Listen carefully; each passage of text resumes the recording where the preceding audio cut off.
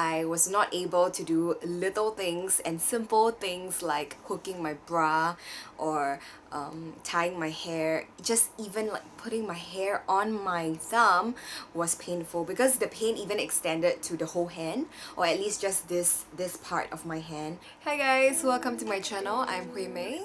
So this week hasn't been the best for me because I fell down. I was running at about 6 a.m. with a friend, and then my friend was in front of me, and then my friend was like, okay, when we reach this railing, let's just tap it and turn around. So as I was about to reach the railing to tap it and turn around, my friend was already like turning around.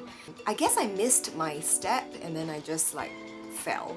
And then instantly I got up. I was like, oh my god, as in like, what just happened? Because the ground is those like road gravel kind of ground. I just bled, but then I decided to just keep going because my friend is training for IPPT, which is like a test, a physical fitness test, which I've also done before. I made a video about it, which I'll link here or here. I didn't want to hinder my friend, so I just decided to keep going, and then I just bled all the way, and then the blood was like streaming down. Not a lot of blood, but you know, like it was like coming down my legs at the end of the run. The pain on these areas of my body, this like where I fell as well as my knee, is not as bad as the one that I had on my thumb. So what happened is I didn't fall. I don't remember at least falling on my thumb, but my left thumb had some immense pain. All along my thumb, this left thumb isn't as flexible and as agile and able to move as well as this particular thumb. Apparently, according to Google, if it's like thumb arthritis or you know other major conditions or a sprain or something, it would take about 6 to 8 weeks to recover. But thankfully, at this stage, my thumb is healing, recovering, and it's less than a week. The fact that I'm able to even step out of the house is a luxury, and I'm just so glad that my final year project group mates, who are also my friends, are very understanding of whatever happened to me. Even as I type, you know, like where you will be using the thumb for your space bar, I wasn't able to press the space bar with this thumb.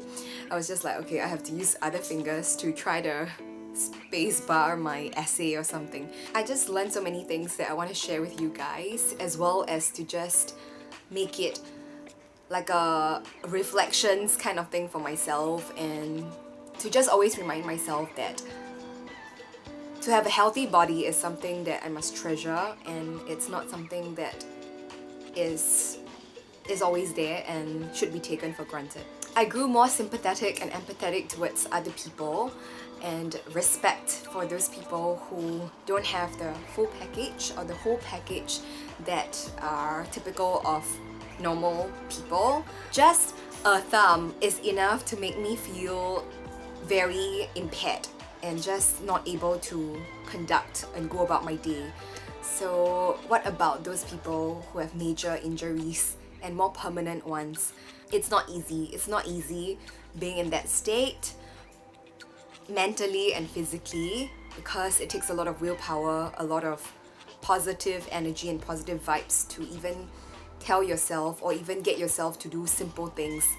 And that's something I learned from this particular incident, and I have so much respect for these people. And at one instance, even though I'm still a student, at one instance I was like, oh my god, I really want to just go out there and donate to them because they really need all the money and support they can get. You are not invincible. As much as you think you are Superwoman or Superman and can hustle or be productive all day every day and not sleep, this is definitely going to take a toll on your body, and eventually something will happen, even if it's not now. I know a lot of my friends always like to say YOLO, you know, you only live once, just drink as much as you want, just go out as late as you want, just not sleep, it's fine, you know, just work through the night. But eventually I feel like you don't really know the consequences, and the consequences will hit you in ways that you cannot even imagine. It made me think of those times where I went to bungee jump or skydive, and I didn't really think that much, but I guess it's also a brave, a courageous move on my part, and I know that I will never experience that again. It's a once in a lifetime thing. But I would say that after incidents like these, I'm just more cautious, and having done it before, I don't think I will do it again, because you never know, things might just happen. And I just feel like I'm treasuring life and my body even more. Only when you're injured or something happened to you, even something small like my thumb, will I really understand the pain, the inconvenience, the fear, the feeling of being a burden to your loved ones. And as much as I feel that I'm a burden at that point in time, I'm immensely grateful and thankful to have parents and family that are amazing and have stuck with me. And sometimes in life, you can't just be a lone soldier and just be alone doing your own thing. Listening to your body, that's what a lot of yoga practitioners advocate, and people who meditate tell people.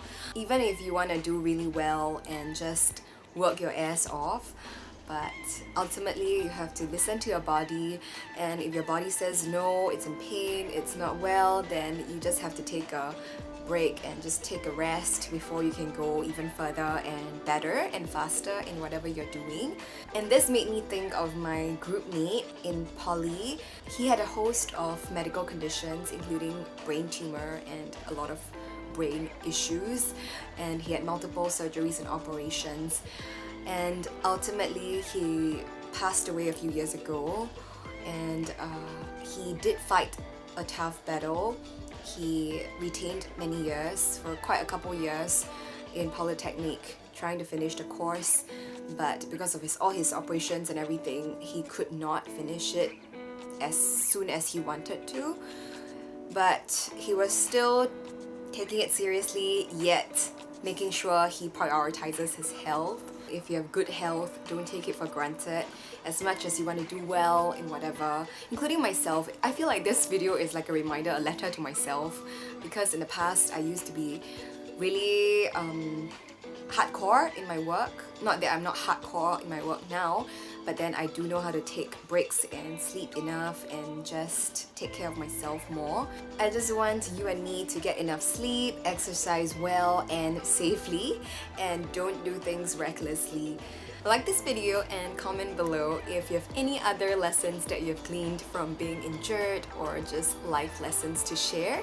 Share this video with your friends and subscribe to my channel. I'm Heng reporting from Singapore.